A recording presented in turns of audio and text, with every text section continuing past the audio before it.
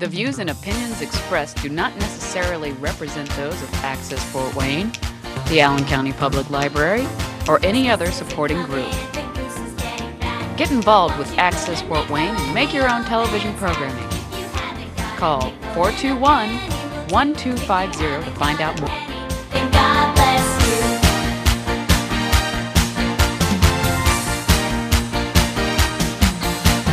Christmas is a-comin', the snow is on the ground. Elves are wrapping presents and cheer is all around.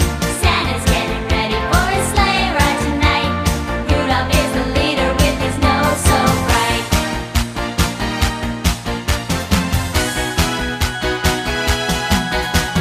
Christmas is a-comin', let's decorate the tree. Hang up baby stocking, make sure there's one for me. Mama's in the kitchen baking gingerbread. Daddy's tasting frosting, his mouth's all green and red.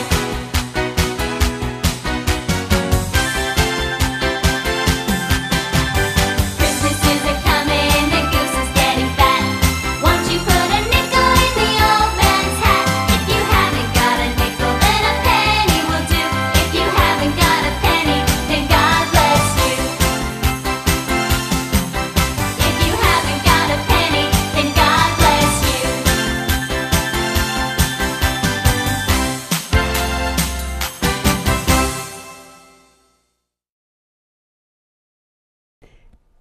Hello, this is Wesley's TV, and my name's Rose, and this is Storytime. And this is Save Christmas by the Berenstain Bears. Hope you enjoy. Shop at Grizzly Mall. Merry Christmas. 'Twas the month before Christmas, and all around the mall, the pre-Christmas traffic had slowed to a crawl. The stores were a-sellin', the horns were a-blowing, the shoppers were busily tooting and a-froing.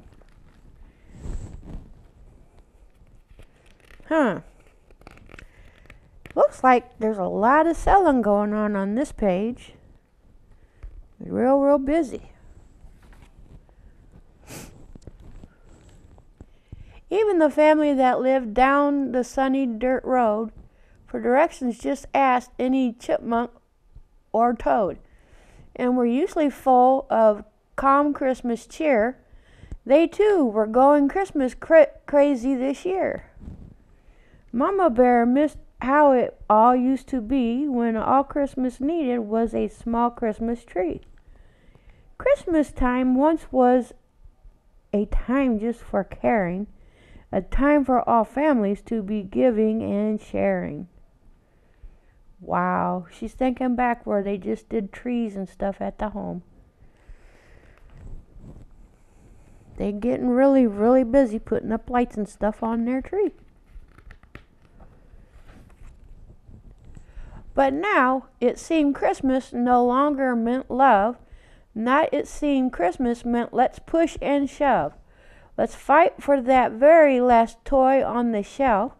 Let's look out for that fellow known as yourself. Sell teddies, marked down $10. Toys are bears.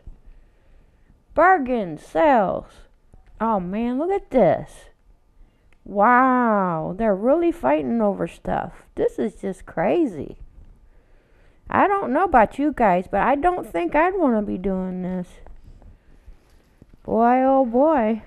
That's just crazy. This looks like Black Friday shopping. What do you think? Would you be doing this? It looks just like Black Friday shopping to me. That's why I don't do Black Friday shopping no more. But a watcher was watching that bear country scene, keeping close track of Christmas on his scanner machine. And who was that watcher, did I hear you ask? Why, the person in charge of the whole Christmas task. It was Santa himself who was watching this mess. And that did he think? You can probably guess. What was happening to Christmas, grown swollen and huge, was turning old Santa right into a Scrooge. Uh-oh. Santa was not too pleased. Not too pleased at all.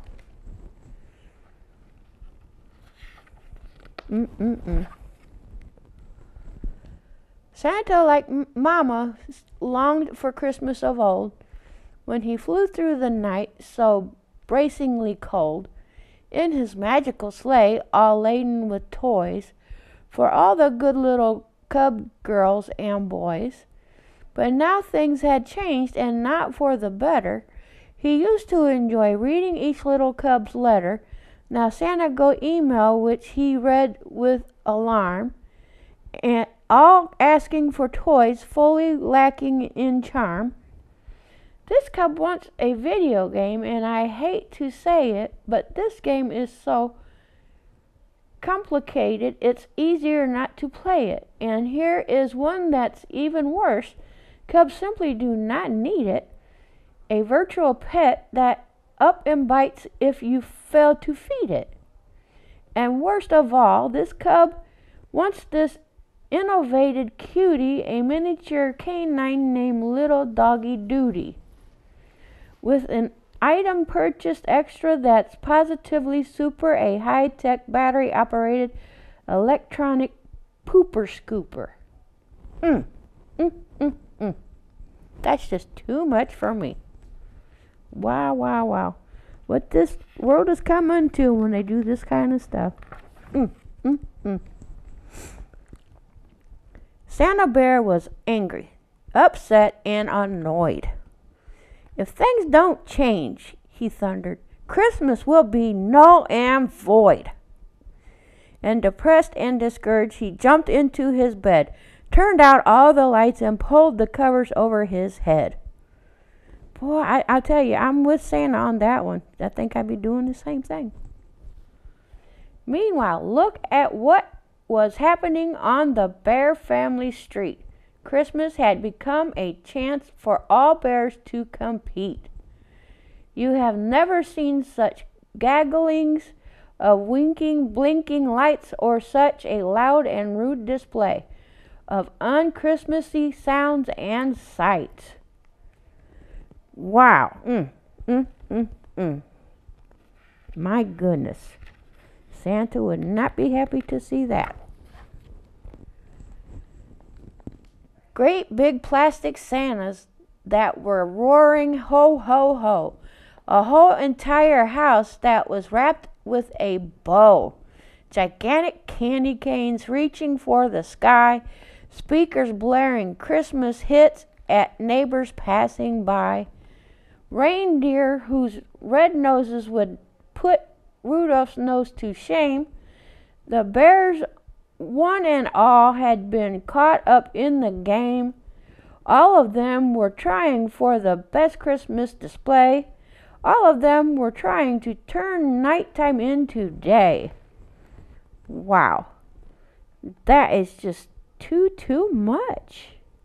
Too much. And I think Santa would say the same.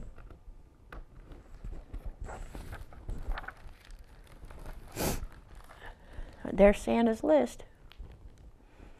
2 lists on the page. The Cubs were also caught up in the nasty Christmas rage. The Christmas list grew to cover page after page. Mama Bear tried her best to pull Pa from the brink. She begged him please to take a moment just to stop and think. But Papa, like the Cubs, was still carried quite away. There was no doubt the greedies would spoil Christmas Day. Oh my. Now, Miss Santa loved Christmas just as much as her mate. She especially liked the catalog that came from Brill and Great. But she too thought that Christmas had gotten out of hand, and that the Christmas greedies were spreading through the land. Yes, they have. It's gotten really bad.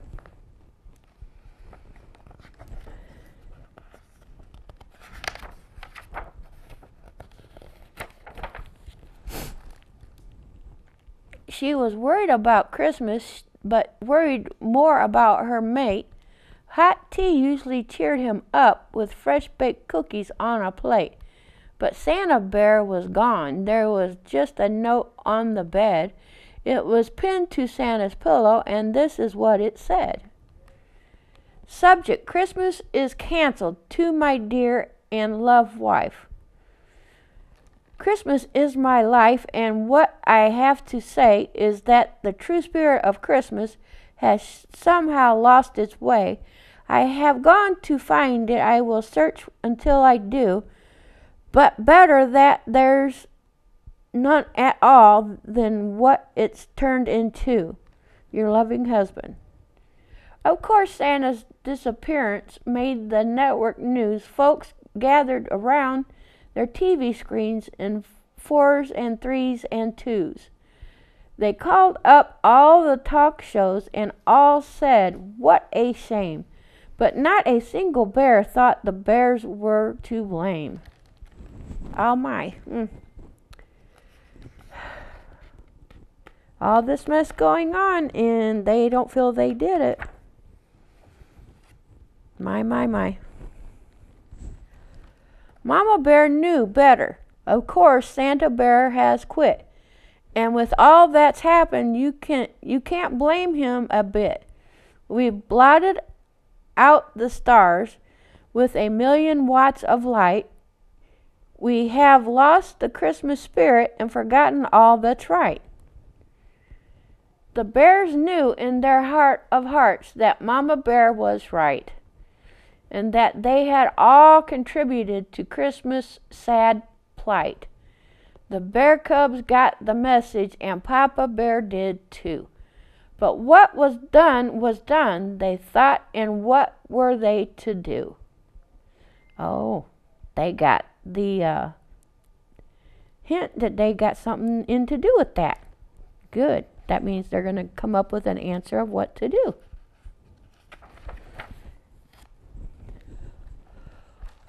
Well, said Mama Bear, we could set a good example. I think a few lights around the door will be more than ample. So Papa and the cubs saw the error of their ways, and working very quickly, they took down the huge displays. But Santa was still missing when all was said and done, and the chance of saving Christmas seemed clearly slim to none. But Santa had a plan, and he was really still about, and with the fate of Christmas still very much in doubt. He went among the bears very carefully disguised, and traveling without his sleigh, he went unrecognized. Ooh. All right, Santa. He's got his little plan too. Way to go, Santa. So in his tweedy cap and suit, he traveled far and wide, and looking for the Christmas spirit, he searched the countryside. He had to keep on searching. He could not give up hope. This place looked familiar. He had seen it on his scope. Santa looked up at the stars sparkling in the sky. No longer did the lights below outshine the lights on high. Well, that's a start, thought Santa with a hopeful smile. Maybe my long, lonely search will finally prove worthwhile. And guess where he's at? He is at Mama and Papa's house.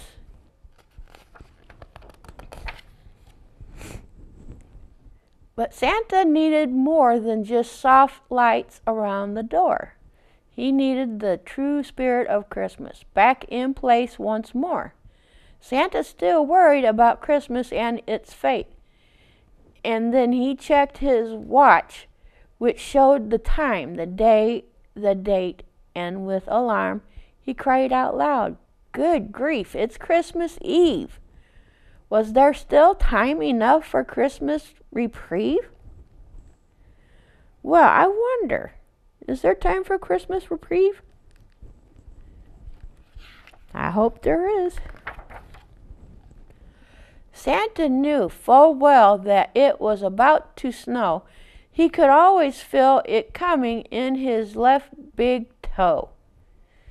But suddenly it was snowing with all of nature's might. It whipped and whirled and swirled. It whited out the night. It cruised the air. It filled the very skies. It was as if the air were filled with icy fireflies. Oh, wow. It was getting hard for Santa even to see. Don't you think? It was getting hard for him to see. He even had to close his coat.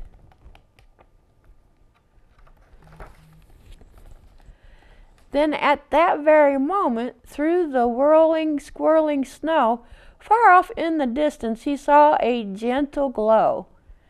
Despite the cold and blowing snow, he could clearly see that the light he saw before him came from the bear's big tree, the very same bear family he had seen upon his scope, the very same bear family who had made him give up hope.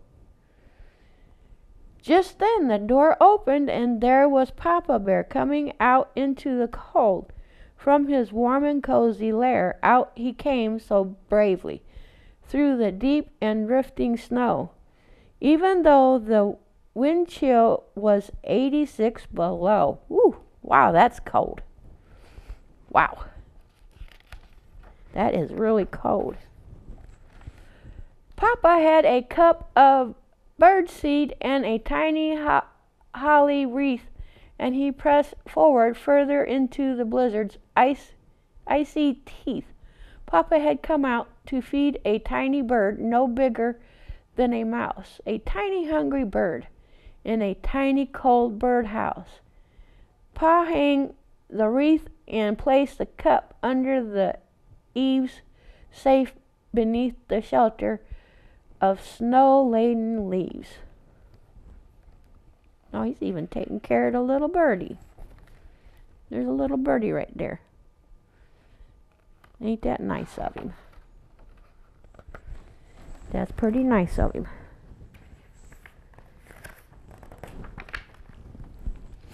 Santa said to Papa, "What a nice thing to do." "Not at all," said Papa. "Little birdies gotta eat on Christmas too. But if you don't mind my asking, who the heck are you?" Y'all, the names," said Santa. "Just a stranger passing through." "Well, whoever you are," said Papa, "'tain't fit out here for bear or beast, so come in and get warm. I can't offer you a feast, but Mama's Christmas cocoa is the best warmer-upper, and we would be so tickled if you would stay for supper." Wow. That's nice of Papa. He's inviting him in to have cocoa and something to eat. So Santa Bear and Papa Bear came in from the cold, and then Santa saw Christmas as it was in days of old. There was a fresh-cut tree, paper stars on the window panes, and all around the room were homemade paper chains. Santa's search had ended, and his spirit was more than buoyed. Santa Bear was more than pleased. He was overjoyed. The bears had refound Christmas in the goodness of their hearts, celebrating with their love and homemade crafts and arts. They had found the Christmas spirit, which through old is always new, and the Cubs had just finished their last letter to you-know-who. Would their guests like to read it? Why don't mind if I do. And he read the letter. Isn't that neat? Santa quick put on his specs and read the Cub's brief note. As he read it, he got quite a lump inside his throat. The letter did not ask for every greedy Christmas whim. It left the matter of gifts for them completely up to him. It requested gifts for others, a toy mouse for Miss McGrizz's cat, a plant for Miss McGrizz herself, and for Mel Bear Bill a hat, something nice for Grizzly Gus, who had had a fall. As gifts for themselves, again, that was Santa's call. A great big smile spread slowly across old Santa's face. Yes, the true Christmas spirit was alive in this warm place.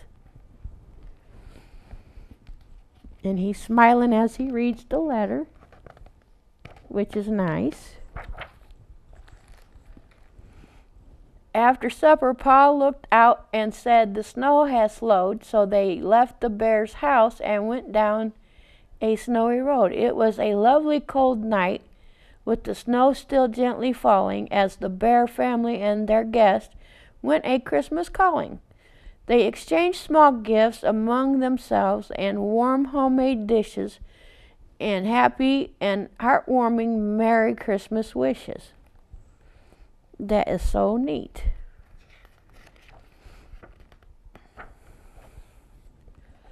There was soft Christmas starlight to guide them on their way, and they sang this song as they went jingling along their horse-drawn sleigh.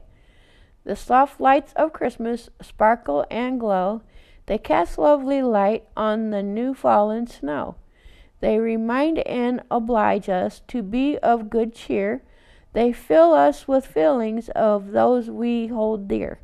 As we pass through the night to visit family and friends, the lights beckon us on to where the road bends, to ever new vistas of grace and delight. They lighten our hearts as they pass in the night.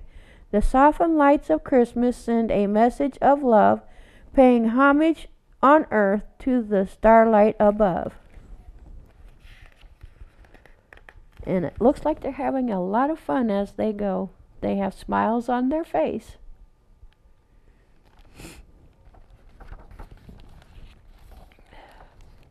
Thanks for the lift.